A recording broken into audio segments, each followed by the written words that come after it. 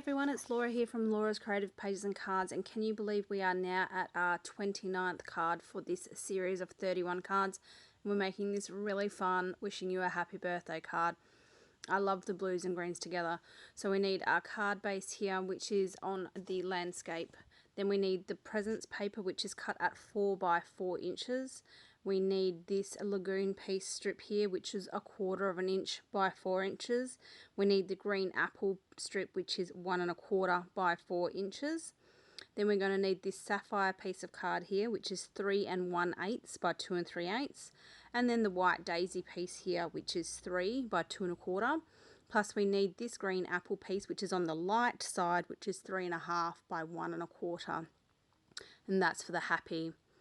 Okay, so what we need to get started with is we're going to attach the present paper first, and we're going to just put 6 pieces of tape on the back of that there, and that's going to be stuck on the right hand side of the card front. And when I place it down, I make sure I've got an even border around the top, the side and the bottom, so I know that's in the correct place. And then the green apple piece is going to go on directly next to it, so it's going to butt right up to it, and hopefully when that piece sticks on, I'll have a similar gap on the top, the left and the bottom, which I do. Then we're going to take this small little lagoon piece here, and we're going to, with a journal pen, just give it the stitching edging to both the sides of this piece of cardstock. And to be honest, you could just do it at the top and bottom because it will get hidden, but I've just gone ahead and done it all the way down both sides. Now that's done, I'm going to attach it to the card, and that's going to get stuck over the top of the seam of the green apple and the presents paper. So I'm just placing 3 pieces of tape on that there, and that's just going to stick over that seam, hiding that join between the green apple and the presents. The next piece we're going to attach now is this sapphire piece of cardstock, and for this one I'm just going to attach it with the double-sided foam tape, and I'm just going to use 2 pieces of roughly this length here, setting them in quite a bit from the edge, and that's all I'll need to keep it raised nicely and to keep it adhered well as well.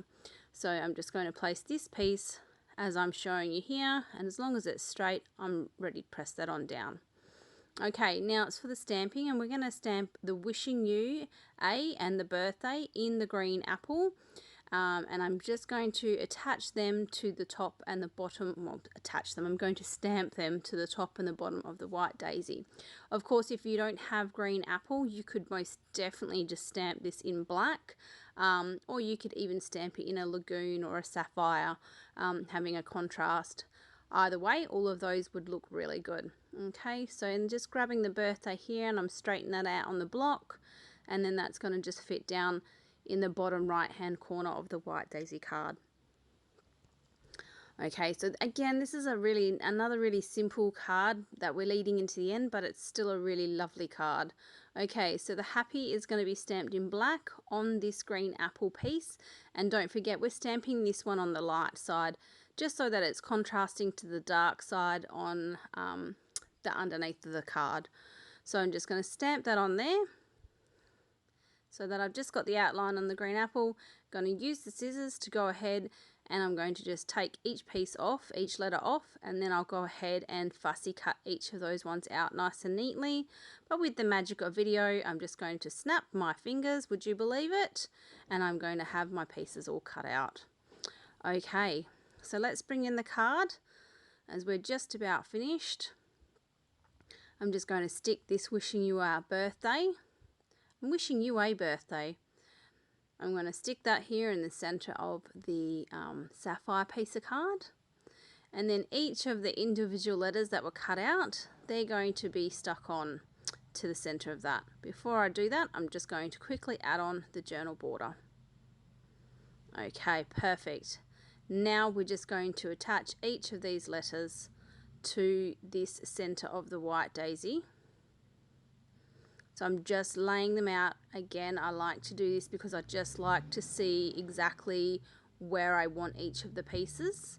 And then I can grab my 3D foam tape, and I can go ahead and start just placing a small amount on the back of each of those letters and attaching them where I want them to be positioned. Okay, so I love that this is a bit quirky and a bit different with all the real jumbledness of the letters, and Do you know what's really fun about doing letters like this is you don't have to have them perfectly straight. There's nothing worse than trying to get a word perfectly straight and one letter's out of whack. When you make them really jumbly and messy like this, it completely covers the fact that you have to keep things straight. Okay, so that's what's really fun about having a messy, jumbly word. So there we go, adding on the Y. That is the end of this card. Perfect male-oriented card, and thank you so very much for watching and following along.